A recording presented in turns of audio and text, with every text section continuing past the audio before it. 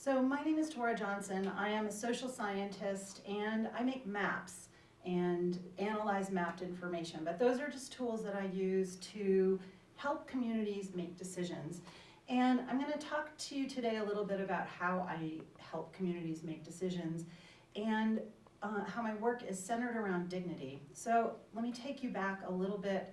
And I got into thinking about dignity when I was reporting for the Martha's Vineyard Times in Martha's Vineyard, Massachusetts, and then later reporting, doing research for a book that I wrote called Entanglements about whale entanglements and fishing gear.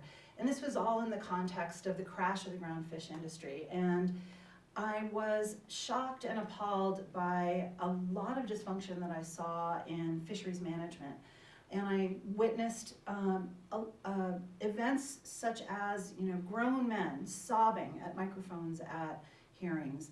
And I witnessed an elderly man fishing on a fishing boat by himself at the age of 74. And a fisherman told me once that he believed he had been convicted of murder relating to whales, and that participating in a committee that was meant to solve the problem of whale entanglement was just his sentencing hearing. And so I started to understand, first of all, that something was terribly wrong with the way we were managing our fisheries. And when I started to dig deeper and look at some other situations, I saw similar kinds of dysfunction. And that was even when the government had set up committees and hearings and ways that people could actually participate in the process. I could see that they didn't feel heard, that they didn't feel like their input was meaningful, and that they had deep emotional pain related to these situations. And so I started to wonder, okay, is there a better way? What can we do? And I went back to school, and I went to graduate school and began to learn about a whole variety of best practices that people use, some of which I saw in this reporting that I had been doing. I saw them using and saw them not working. So I wondered, okay, how can we do this better? What is an effective way of managing these interactions? And why are they so emotionally painful for the people who are participating? So during my dissertation research, one of the members of my committee, Lois Ann Kuntz, who works with me at UMaine at Machias, suggested that I read a book called Dignity, written by Donna Hicks, in which Donna Hicks outlines dignity and explains how she has used it in situations in international conflict where harms to dignity were affecting the ability of people to move forward. She defined 10 elements of dignity, including acceptance of identity, inclusion, safety, acknowledgement, recognition, fairness, benefit of the doubt, understanding, independence, and accountability.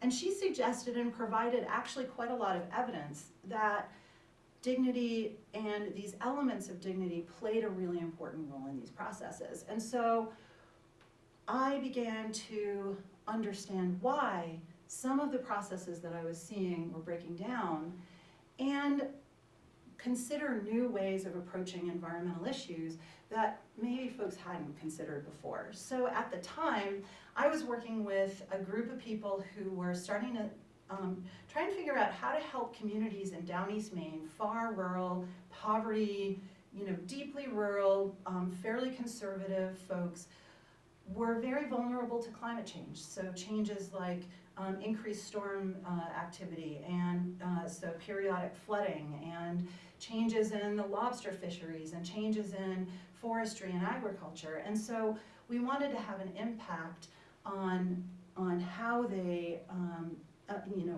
on their adaptability and their resilience. But we also met with a lot of skepticism. And so we took on that challenge, knowing that it would be quite a challenge. But what we did was to use dignity-centered approaches. So best practices being really cognizant of those elements of dignity. And through that process, over the course of that, of the next couple of years, we began to gain traction to the point where communities where folks had, assumed that we were just agents of the UN trying to come in and, bring in the UN agenda, began to make changes that made them more adaptable and more resilient to climate change. And I'll finish with a story. So I speak quite a lot about dignity in public discourse, especially in environmental issues. And a little over a year ago, I spoke with a nonprofit group, 350 Down East, which is a climate activism group. Their primary activities had been, holding signs on the street and writing op-eds that were sort of scolding about, climate deniers. And we talked about a different approach, a dignity-centered approach that they might take, because they wanted to really have an impact. They wanted to have a change occurring based on their activities. And so we talked about a new way. They began instead to start working with local churches and service groups to help elderly people and poor people who could not afford to upgrade the energy efficiency of their homes, helping them with that.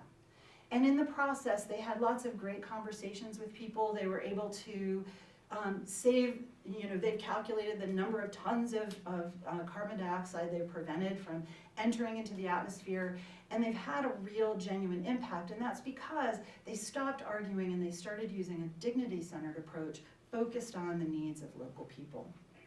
And so having a dignity-centered approach helps us actually move past conflict and get things done.